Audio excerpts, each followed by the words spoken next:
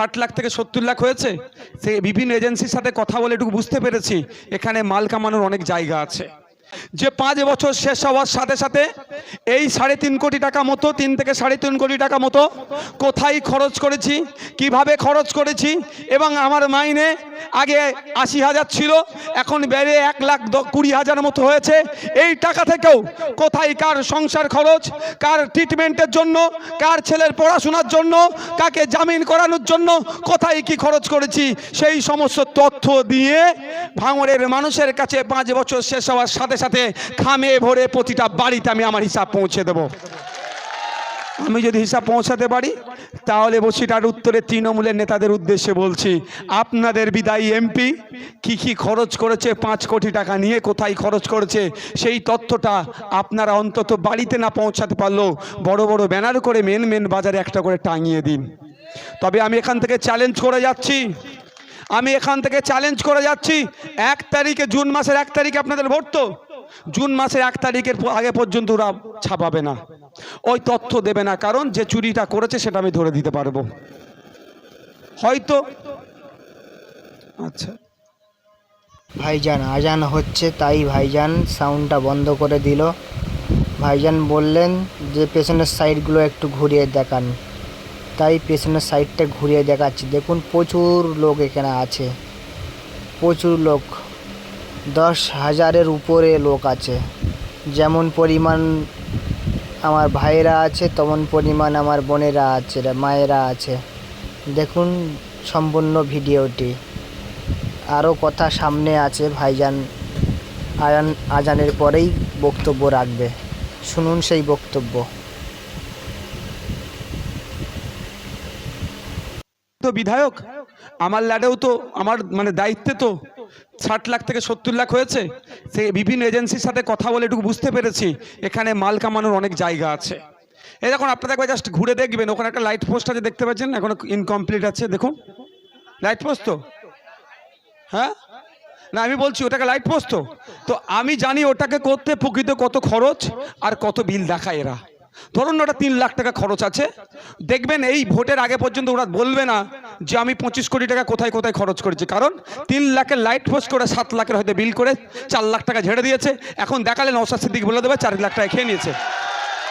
1 নম্বর কথা। আবার কীরকমভাবে ওর থেকে খাওয়া যায়, 3 লাখ টাকায় 30% নাহলে 20% দিতে হবে, ওখানে 60,000 বা 90,000 আবার খাবে। এই খাওয়াগুলো ধরে দেবো বলি এখন ওরা শ্বেতপত্র প্রকাশ করবে না কোথায় কোথায় কাজ করেছে।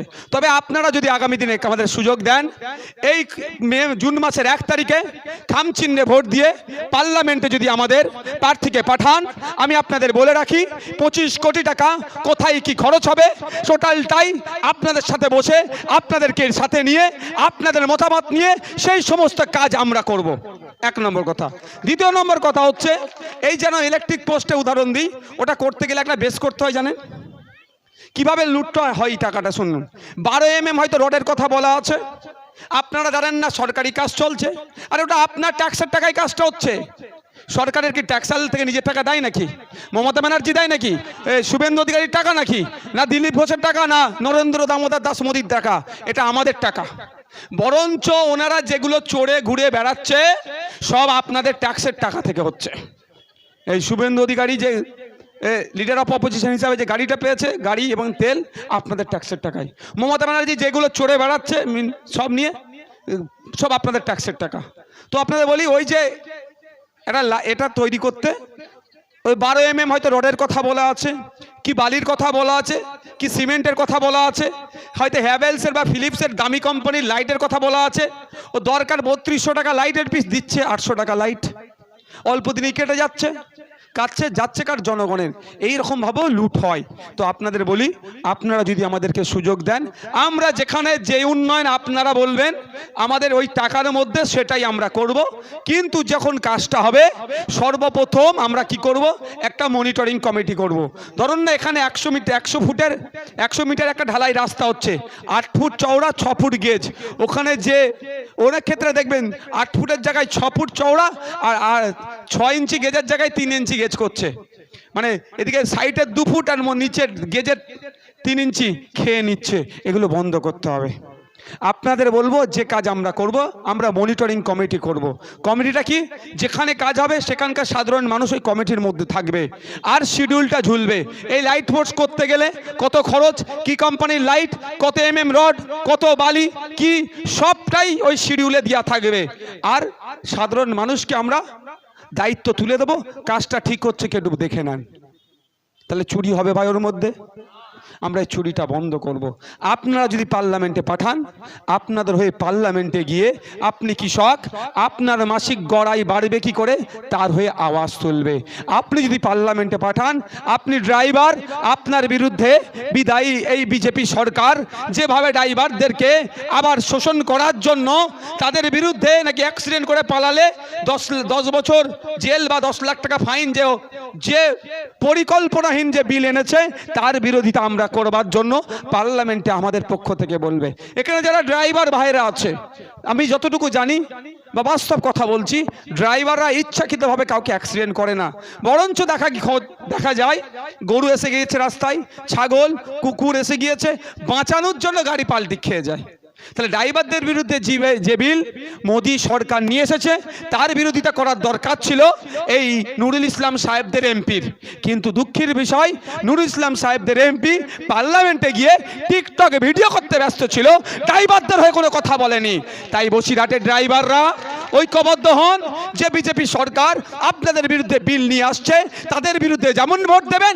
আর বিল আনার সময় এই নুরুল ইসলাম সাহেবদের এমপিরা চুপ ছিল, তাই নুরুল ইসলাম সাহেব করার প্রয়োজন নাই, খামচিহ্ন পার্লামেন্টে গিয়ে ড্রাইভারদের হয়ে কথা বলবে আর তাদের হয়ে আওয়াজ তুলবে। আপনারা যারা উপস্থিত আছেন, আপনাদের জীবিকা কি সব থেকে ভালো, মানে বেশি জীবিকা কাদের কি আছে, কি করেন আপনারা? হ্যাঁ, দর্জি, বিড়ি বাঁধা, মাছ চাষ, ইট ভাটা, আর কি রাজমিস্ত্রি, চাষবাস, তাই তো? এবার একটা একটা করে বলি, আপনাদের সমস্যাগুলো বলবো না কে চোর ডাকাত তাদের কথা বলবো। আমার মনে হয় আপনাদের সমস্যাগুলো জানা দরকার, জানতে হবে। প্রথম আসা যাক ইট ভাটাতে। ইট ভাটায় যারা কাজ করেন, যে শ্রমিকরা কাজ করেন, ওই রকমভাবে কাজ করা যায় না। আপনারা বলুন, ইট ভাটায় যারা কাজ করেন তাদের সকালে গেলে যখন বিকালে ফিরে তাদের অবস্থা কি থাকে? পুরো একদম মানে বলে না ভূত হয়ে ফিরছে, তাই তো? শুনুন, শ্রম কোড বলছে ওই ধরনের কাজ করলে তাকে ফুল ইকুইপমেন্ট ড্রেস দিতে হবে। আপনারা জেনে রাখুন, এই ইটভাটার মালিকগুলোদের সাথে দেখুন তৃণমূলের নেতাদের খুব ভালো সম্পর্ক। কারণ একটা ড্রেস দিতে গেলে 1000 টাকা খরচ আছে, 2000 টাকাটা ড্রেস দিতে হবে, ওই টাকাটা হয়তো হাফ মেরে দিচ্ছে ওরা। তো আপনাদের বলি, আপনাদের শ্রম চুরি করা হচ্ছে। 10 ঘন্টা 12 ঘন্টা কাজ করিয়ে নিচ্ছে, 8 ঘন্টার বেশি কাজ করা যাবে না। এই আন্দোলনে কিন্তু ঐতিহাসিক মে দিবস হয়েছিল 1886 সালে হে শহরে। এই আন্দোলন হয়েছিল, শ্রমিকরা করেছিল যে 8 ঘন্টার বেশি শ্রম দেবে না। কিন্তু বর্তমানে দেখুন দুঃখের বিষয়, 8 ঘন্টার বেশি 10 ঘন্টা 12 ঘন্টা খাটিয়ে নিচ্ছে, কিন্তু আপনার শ্রমের দাম ঠিকঠাক দিচ্ছে না। এবং আপনারা যে কাজটা করছেন কোনো সেফটি সিকিউরিটি নাই। তাই আপনাদের বলবো, আপনাদের হয়ে ইটভাটা শ্রমিকদেরকে যখন কাজ করবে ফুল ইকুইপমেন্ট দিয়ে, কারণ এই বালি পাথর ধোঁয়া যেগুলো যাচ্ছে, মাটি শরীরে যাচ্ছে, শরীরের ক্ষতি হচ্ছে, সিলিকোসিস রোগেও আক্রান্ত হয়ে যাচ্ছে। তাই আপনাদের বলবো, আপনাদের কণ্ঠ হয়ে পার্লামেন্টে গিয়ে বসিরহাটের ইটভাটা শ্রমিকদের জন্য যাতে ফুল ইকুইপমেন্ট পরিয়ে, তাদের শ্রমিকদের ড্রেস কোড পরিয়ে কাজের ব্যবস্থা করে ইটভাটা মালিকরা, তার আওয়াজ খামচিহ্ন পার্লামেন্টে গিয়ে করবে। আছে ভাই, সব সিস্টেম আছে, দেয় না আপনাদের। শ্রম কোডের মধ্যে বলা আছে আপনার ওই যে ধুলো টুলো যাচ্ছে না, এতে সিলিকোসিস রোগ হয়ে যাবে, ভয়ঙ্কর রোগ হবে, পুরো ধ্বংস হয়ে যাবে।